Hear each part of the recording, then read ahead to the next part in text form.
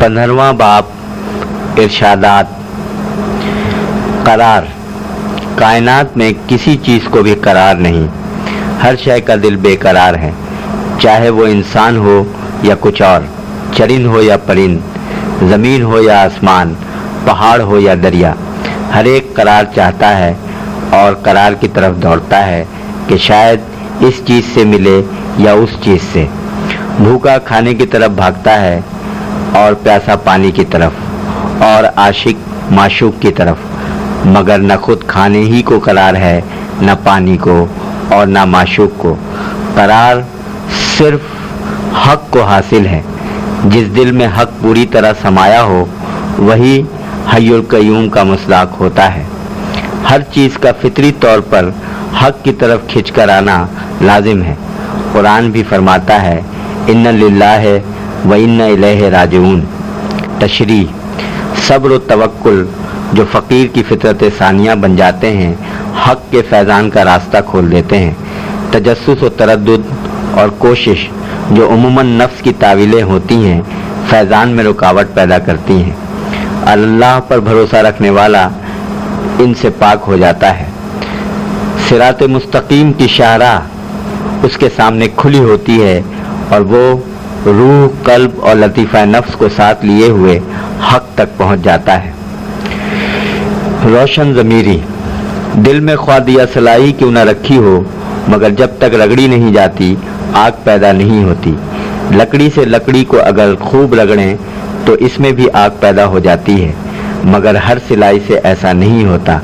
ये रियाजत की रगड़ है, ये मनो तू की रगड़ है, मैं खारिज तू दाखिल है। सेंचते जाएं, जब पुर हो जाएं तो अचानक तकमील हो जाती है। बातिन रोशन हो जाता है, मावरा सब आंखों के सामने होता है। इल्म लुदनी इसी का नाम है। दुनिया की हवा इसको बुझाने की कोशिश करती है, मगर जो आग अच्छी तरह जड़ पकड़ जाए ये इसे बजाय बुझाने के और भी भड़काती है। तशरीह। खुद अगर इंसान चाहे कि गैब के राज रोशन हो तो वो अपनी ख्वाहिश और अपनी कोशिश से कभी नहीं होते, मगर जब खुद में खुद ही न रहे और कल्ब में जिला हो तो ये आईना माजी, हाल, मुस्तकबिल तीनों हालतों की एक जैसी अक्कासी करता है। और अगर इंसान सुलूक में हो तो इन चीज़ों का होश भी रहता है। लतीफ़ा नफ्स से जब क़याम लतीफ़ा कल्ब में हो जाता है तो इधर रूह और आलम अमर और उधर नफ्स और आलम असबाब दोनों ही की अक्कासी करता है। आलम मिसाल की दुनिया में कल्ब बस रहता है। नंबर 3, मिल्लत। दोपहर के खाने पर किसी मीठे खाने पर एक दफ़ा खशखाश छिड़की हुई थी तो फरमाने लगे, देखो ये खशखाश कितनी छोटी चीज़ है, ये अफ्यून के पौधे का बीज है। अफ्यून के खेत बिलासपुर की तरफ होते हैं। खेतों के अतराफ लोहे का जाल होता है और मुसल्ला पुलिस का पहरा रहता है। अंदर सिर्फ वो लोग काम कर सकते हैं जो खुद अफ्यून खाते हों। इन लोगों को काम करने में बेहद खुशी और सुरूर महसूस होता है। ये लोग आमतौर से मुसलमान ही होते हैं। लोहे के नाखूनों से फल को खुरचते हैं और इसका सूखा हुआ दूध जमा कर लेते हैं। फिर आपने फरमाया, 1927 का जिक्र है, जब मैं आनंदगढ़ी गया था, वहाँ काफ़ी का कॉन्ट्रैक्टर एक एंग्लो इंडियन काले शाह नामी था। उसने ले जाकर सारे बागात और फैक्ट्री दिखाई थी। काफ़ी का दरख्त सिल्वरऑकस के साये में होता है। इसका पत्ता भी सफ़ेद और फल भी सफ़ेद होता है। काफ़ी के फल बिल्कुल सुर्ख होते हैं और गुच्छे लटके हुए होते हैं। इन फलों को पहाड़ी लोग तोड़कर ढेर के ढेर जमा लेते हैं। थोड़ी सी धूप खाकर ये फल जब कुम्हला जाते हैं तो पकाकर एक बड़ी मशीन के पीपे में झोंक दिए जाते हैं और मशीन हाथ से चलाई जाती है, किसी बैल या जानवर से नहीं। मशीन बड़े ज़ोर से कट कट आवाज़ करती है जो बड़ी दूर तक सुनाई देती है। مشین میں سے ایک طرف سے بیج اور دوسری طرف سے چھلکے خارج ہوتے ہیں۔ چھلکے نہایت سخت ہوتے ہیں، ہڈی سے بھی کہیں زائد سخت۔ بیج ہرے رنگ کے ہوتے ہیں اور بالکل تیار، کچھ اور کرنے کی ضرورت نہیں ہوتی۔ ٹاٹ کے تھیلے میں بھر کر وجے نگرم ایجنٹ کے پاس بیل گاڑی میں روانہ کر دیتے ہیں، جہاں پر یہ جانچے اور تولے جاتے ہیں۔ جب ضرورت ہو تو ان بیجوں کو ذرا بھون کر پیس کر کافی تیار کر لی جاتی ہے۔ بابا صاحب نے کلام جاری رکھتے ہوئے فرمایا، اسی فارم کے کنارے 8 سندل کے درخت تھے، ان میں سے کسی کو نہیں کاٹا گیا تھا۔ اندر جنگل میں سندل کے 10,000 سے بھی زیادہ درخت ہیں، یہ سب حکومت کے ہیں۔ کالے شاہ نے ایک پہاڑی آدمی کو کسی درخت کا پتہ دے کر بھیجا تھا کہ اس کو کاٹ کر جڑوں سمیت لے آؤ، کیونکہ ان لوگوں کو شناخت ہوتی ہے کہ کون سے درخت خوشبودار ہوتے ہیں۔ اس درخت کا تنا ایک ہاتھ سے 2-3 انگل کم تھا اور اس میں 3 موٹی موٹی جڑیں تھیں، باقی باریک جڑوں کو چھانٹ کر صاف کر دیا گیا تھا۔ صرف ان 3 جڑوں کو علیحدہ کر کے کچھ جنگل کی گھاس کے ذریعے تنے سے باندھ دیا گیا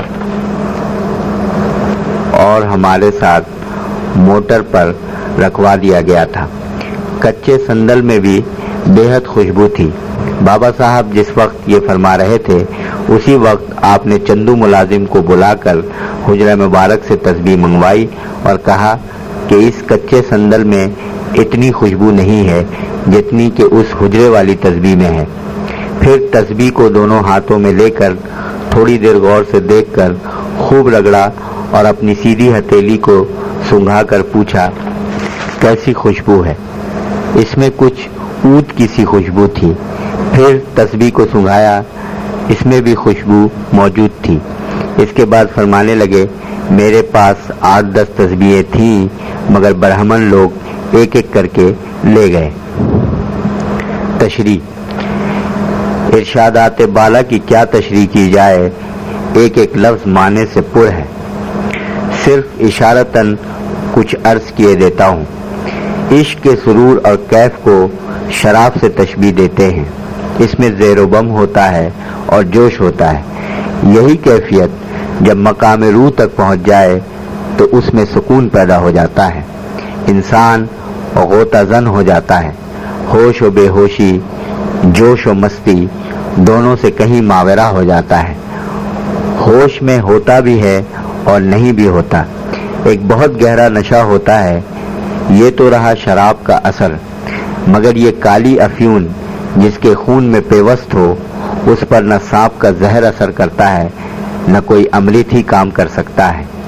یہ بڑی ممسک بھی ہوتی ہے اور انقباض سے بھی ماورا۔ یہ روحانی قوتوں کو منتشر نہیں ہونے دیتی اور ہو اللہ ہو کے ساتھ ایک مستقل رشتہ باندھ دیتی ہے، جس کو نہ کوئی طاقت توڑ سکتی ہے، نہ بڑھا سکتی ہے، نہ گھٹا سکتی ہے۔ کافی سرخ سرخ گچھے اجتماع امت، جسم کی مشین میں ذکر کی کٹ کٹ کٹ بوریوں میں ڈال کر صاحب خدمت کے پاس جانچ پڑتال اور پھر تھوڑی سی ریاضت کی سینک اور پسائی کے بعد یہ افراد خدمت خلق کے قابل بنا دیے جاتے ہیں۔ سندل جیسے شیر اور ہاتھی دونوں حیوانات کے بادشاہ ہوتے ہیں، ویسے ہی سندل کا درخت جنگل میں نباتات کا بادشاہ ہے، نازک بھی ہوتا ہے اور حیدری قوت بھی رکھتا ہے۔ اس کی خوشبو اور مستی، اس کی دل آویزی اور پائیداری، جو زمین سے علیحدہ ہو کر بھی اپنی خوشبو ہمیشہ ہمیشہ کے لیے جاری رکھتا ہے۔ یہ انعام تو کچھ کلمہ گو فقراء ہی کا حصہ ہے، اور وہ 8 سندل کے درخت نہ معلوم کس کی طرف اشارہ تھا۔ اسی طرح سندل کی تسبیح، عرس کے موقع پر سندل کا نکالنا، جھنڈے پر سندل کے ہاتھ کا نشان، وہ اللہ علم ان اشارات کے کیا معنی ہیں۔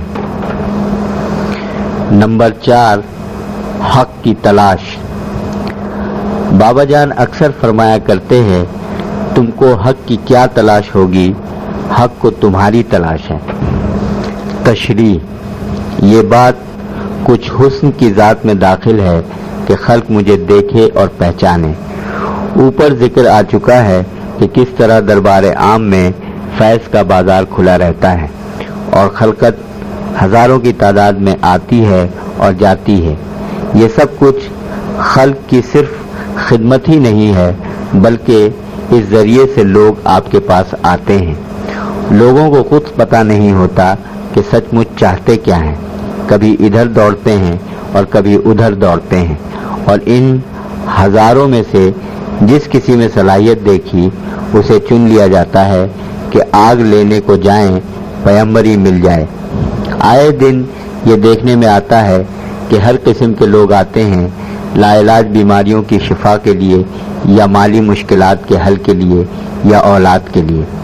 چاہے وہ باتیں پوری ہوں یا نہ ہوں، وہ خود کچھ اور ہو جاتے ہیں۔ یہ جو خدمت کا بازار گرم ہے، جہاں دنیاوی اعتبار سے ہزاروں لاکھوں کا بھلا ہوتا ہے، اس کا اصل مقصد تو خالصتاً یہ معلوم ہوتا ہے کہ حق کا بول بالا ہو۔ تبھی تو آپ فرماتے ہیں تمہیں حق کی کیا تلاش ہوگی، خود حق کو تمہاری تلاش ہے۔ ایک دفعہ دربار میں حسب معمول کاموں سے فراغت پا کر رات کے تقریباً 12 بجے چند خادم آپس میں بات چیت کر رہے تھے۔ موضوع یہ تھا کہ رسمی پیر تو بہت سے ہیں جو مریدوں سے سخت محنتیں کرواتے ہیں اور ملتا کچھ نہیں، اور سچے پیر آج کل کی دنیا میں کسی خوش نصیب ہی کو ملتے ہیں اور بہت کمیاب ہیں، وغیرہ وغیرہ۔ یہ گفتگو حضرت قبلہ کی قیامگاہ سے کافی فاصلے پر ہوئی تھی۔ صبح ناشتے پر بابا صاحب قبلہ نے دوہا نہایت ہی پیارے انداز سے پڑھا: پیاس نہ جانے دھوبی گھاٹ، بھوک نہ جانے جھوٹا بھات، نیند نہ جانے ٹوٹا کھاٹ، پریت نہ جانے جات و پات۔ پھر جوش میں آ کر فرمانے لگے کہ اگر طلب ہو تو دینے والا جھک مار کر دیتا ہے۔ ایک دن زمانہ حال کی روش پر ارشاد ہوتا ہے: سچی پریت کمل بھیو، جل سوکھے جل جائے، جھوٹی پریت بگلا بھیو، جل سوکھے اڑ جائے۔ کس قدر سچ کہا ہے۔ آج کل کے زمانے میں چہ دنیا چہ دین ایک ٹانگ پر کھڑے ہو کر بگلے کی طرح مشغول حق ہوتے ہیں، اور جہاں سادہ لو مچھلی پاس سے گزری اسے ہڑپ کر گئے۔ نفس کی طلب میں لینا ہی لینا ہوتا ہے، چہ دنیا چہ دین، اور دل کی طلب میں دینا ہی دینا ہوتا ہے، چہ دنیا چہ دین۔ ارشاد: آج کل کی دنیا میں سب ندی نالے اور پہاڑی چشمے سوکھ گئے ہیں۔ عرب کی زمین بھی عجب زمین ہے، وہاں صحرا ہی صحرا، چٹیل ریگستان اور کہیں کہیں نخلستان ہوتا ہے، جس میں پانی کے چشمے اور اس کے ارد گرد کھجور کے درخت ہوتے ہیں۔ یہ چشمے 20 گز 40 گز لمبے چوڑے ہوتے ہیں، اور ان میں اتنا پانی ہوتا ہے کہ ہزاروں اونٹ بھی ایک وقت میں سیر ہو کر پئیں تو بھی اس میں کمی نہیں آتی۔ ان چشموں میں پانی زمین دوز نہروں کے ذریعے پہنچتا ہے، جنہیں ظاہر کی آنکھ دیکھ نہیں سکتی۔ اکثر ایسا بھی ہوتا ہے کہ جہاں بظاہر چشمہ نظر بھی نہ آئے، اونٹ سونگھ کر بتا دیتے ہیں، اور ایک بالش یا ایک ہاتھ کھودنے سے پانی نکل آتا ہے۔ اونٹ بھی عجب جانور ہے، اسے شپ آف ڈیزرٹ یعنی صحرا کا جہاز کہتے ہیں۔ یہ بہت بوجھ لاتا ہے، بظاہر اپنی استعداد سے کہیں زیادہ بھوک اور پیاس کی بے انتہا برداشت ہوتی ہے۔ جہاں ملا جتنا ملا کھا پی لیا، نہیں ملا تو ہفتوں پرواہ نہیں۔ ویسے تو نہایت بے ضرر اور دوستانہ ہوتا ہے، مگر کبھی کبھی انسان کی کھوپڑی بھی چبا جاتا ہے۔ کھجور کے درخت میں عجب صفات ہیں، جو نشانیاں الف اللہ کی طرح قیام کیے ہوتا ہے، نہ اس میں شاخیں ہوتی ہیں نہ کوئی خاص سایہ۔ اس کے پھل اتنی اونچائی پر ہوتے ہیں کہ جو چڑھنا جانتے ہوں وہی پہنچ سکتے ہیں، کسی سیڑھی سے بھی ان تک پہنچ نہیں ہو سکتی۔ کھجور کے بیج سے بھی اور درخت لگائے جا سکتے ہیں، مگر تخمی ہوتے ہیں۔ کھجور کے قلم تو لگائے نہیں جاتے، مگر اس میں بھی وہی زمین دوز کمال ہوتا ہے۔ اس کی جڑیں جو دور دور تک پھیلی ہوتی ہیں، ان میں سے بچے ابھر آتے ہیں۔ اور اس طرح نخلستان آباد ہوتا ہے۔ یہ زمین دوست چشمے، یہ نخلستان، یہ اونٹوں کا بوجھ اٹھانا اور صحرا کے سفر طے کرنا نہ معلوم کس باطنی نظام کی طرف اشارہ ہے۔ سبحان اللہ، قلندری کی بھی کیا شان ہے۔ مندرجہ بالا بیان میں صرف 2-4 باتیں مقصد کی وضاحت کے لیے لکھ دی گئی ہیں۔ اگر سارے ارشادات کو جمع کیا جائے تو کئی جلدوں میں بھی یہ کام مکمل نہ ہو سکے۔ ایک اور ارشاد فقراء کے لیے ایسا ہے جس کا لکھنا ضروری ہے۔ فقراء کے لیے کبھی اس کا خیال نہ کرنا کہ ہم کہاں پہنچے، کس مقام پر ہیں یا کیا ملا۔ صرف اس بات کو دیکھو کہ میں کس حد تک فنا ہوا، مجھ میں کیا میں باقی ہے۔ حق کو پانے کا یہی راز ہے۔ بابا جان اکثر ارشاد فرماتے ہیں، میرا دل مٹھی میں ہے۔ بزرگان دین کی ہر بات رمز سے پر ہوتی ہے۔ یہ وہ مقام ہوتا ہے جس کی بابت غوث العظم نے فرمایا تھا کہ ایک حد پر عشق بے حجاب ہو جاتا ہے۔ یہ خود آگہی کی انتہا ہوتی ہے۔ خود آگہی تو خیر آگے کی بات ہے، جس نے روح کے مقام کی لذت دیکھ لی ہو وہ واپس نہیں آتا۔ پھر خود آگہی کے باوجود عبد بننا ایک کامل بندہ ہی کا مقام ہو سکتا ہے۔ ہم لفظ عبد سے سمجھتے ہیں کہ بندے کا کام حکم ماننا ہے، اور حکم کو ہم سمجھتے ہیں کہ ایک خارجی چیز ہے، تابعداری ہے۔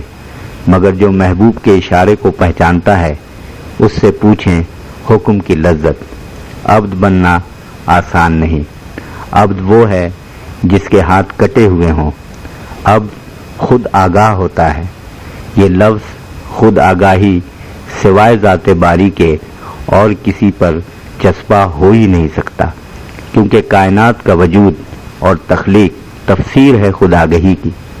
ارشاد باری ہے، زمین کل کی کل میری مٹھی میں ہوگی قیامت کے دن۔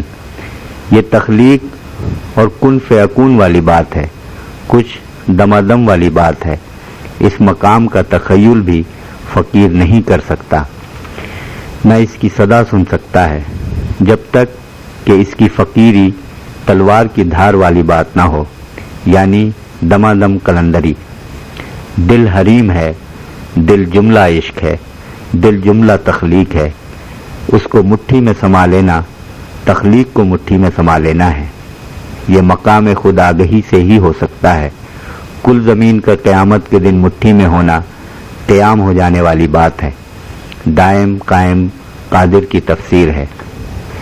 اس عشق کی دائم منزل میں، اس کیف کی دائم دنیا میں تو دائم قائم قادر ہے، سبحان اللہ سبحان اللہ۔ 1954 میں حضور نے ایک خادم کو لنگوٹ باندھنے کے لیے فرمایا۔ انہوں نے لنگوٹ سلوا لیے اور باندھنے شروع کیے، پھر بھی بابا جان وہی فرماتے رہے۔ برسوں بعد بات سمجھ میں آئی کہ لنگوٹ باندھنا دم کو کہتے ہیں۔ چاہے خیالات ہوں یا جنسی تعلق، 3 منٹ سے زیادہ تسلسل نہیں رہتا۔ مرد اس کو کہتے ہیں جس کا دم نہ ٹوٹے، رات ہو یا دن، پھر ظاہر یا خفی ذکر کا ہی نہیں بلکہ تحت الشعور میں بھی، اور یہی نہیں بلکہ ہر نفس پچھلے سے تیز تر۔ یہ ہے دمادم مست قلندر۔ الغرض بابا صاحب کے بیان میں خاص بات یہ دیکھی گئی ہے کہ اگرچہ بات نہایت سیدھی سادی ہوتی ہے مگر دل میں تیر کی طرح اتر جاتی ہے اور وہیں بس جاتی ہے۔ نہ دماغ میں کوئی بحث پیدا ہوتی ہے نہ الجھن، بس دل مان لیتا ہے اور وہ بات اپنی ہی ہو جاتی ہے۔ دیکھنا تقریر کی لذت کہ جو اس نے کہا، میں نے یہ جانا کہ گویا یہ بھی میرے دل میں ہے۔